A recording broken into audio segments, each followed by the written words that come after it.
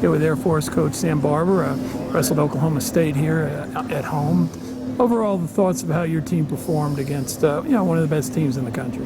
This felt like, we got a little bit overwhelmed. I think that part we came out, you saw in the matches, and early we got some takedowns, right? We were competitive, and then as we went through it, we kind of got a little bit lost in the match and overwhelmed in some positions, reacting.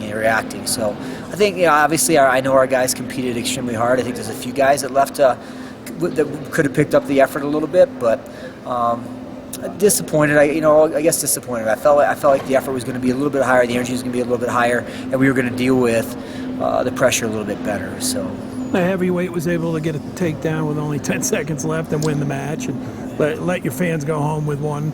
Talk about Kane's match there. Well, I think that's a big one. That's a big one for Kane too, because he's a guy that's been really grinding, and it hasn't been easy for him. I mean, we've had some close dual meets, and a week ago, right, we lost the heavyweight match in overtime, and then we lost the duel in criteria. And Kane, he really shouldered a lot of that burden, and it's never one man's burden to shoulder, right? There was 9 other guys that wrestled in that dual meet, but for him to get a breakthrough win today at home against a big-time team like Oklahoma State, against a guy that was here at the Air Force Academy at one point in time in his career, is a big deal. So fired up for Kane, and more so than the win was how he got it, and how he wrestled. Like there's some real growth going on there. So 2 of your ranked guys weren't able to wrestle. Is that an injury situation for you? Yeah, unfortunately, I think if you look around the country, like everybody's dealing with it, right? We've been fortunate that we've had, pretty much a full lineup based on the guys we've had available to us. We did lose a guy to a season-ending injury that's a former starter, and that's been an impact as well. But those 2 guys, they've wrestled in everything else all year long, and just some small stuff. But at this point in the time, we got to keep them healthy as we're trying to sprint across the finish line of the Big 12s. So what's next for you prior to the conference meet? How do you finish the season? Well, we're back here tomorrow. With Cal Poly. So it's going to be a hard-fought dual meet, much improved team, and we're a young team that's still trying to figure some things out. And then we'll head on a big road trip next week, Oklahoma Friday night, and then we'll go up to Fargo, North Dakota on Sunday, come back here on the 23rd of February and finish up our regular season with Seniors Night with Northern Colorado, which again, a much improved team, going to be a really competitive dual meet. So excited about what we have left, and I know our guys are going to continue to grow and get better. And what's a good Big 12 tournament look like for this squad? A good Big 12 tournament looks like for this squad is that, I think we can place 10 guys. So 10 guys on the podium in the top 8, and 6 guys going to the national tournament. That's our goal beginning of the season, and it hasn't changed. So that's the bullseye.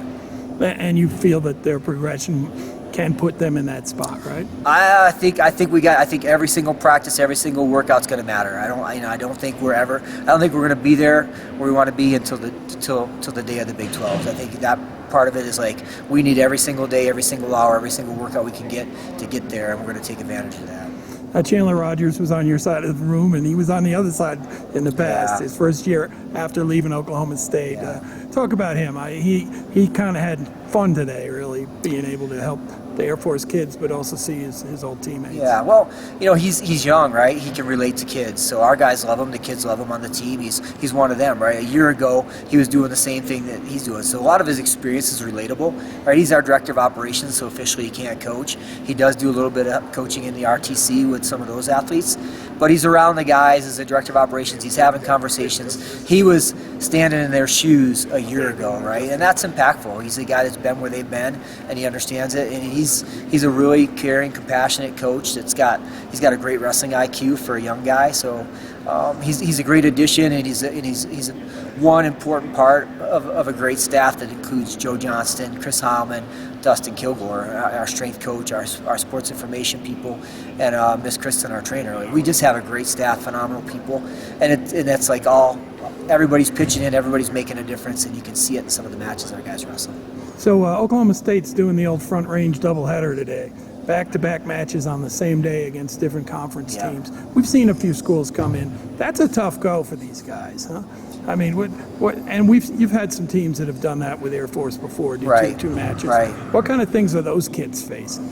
Well, we got to get better so they can't do that.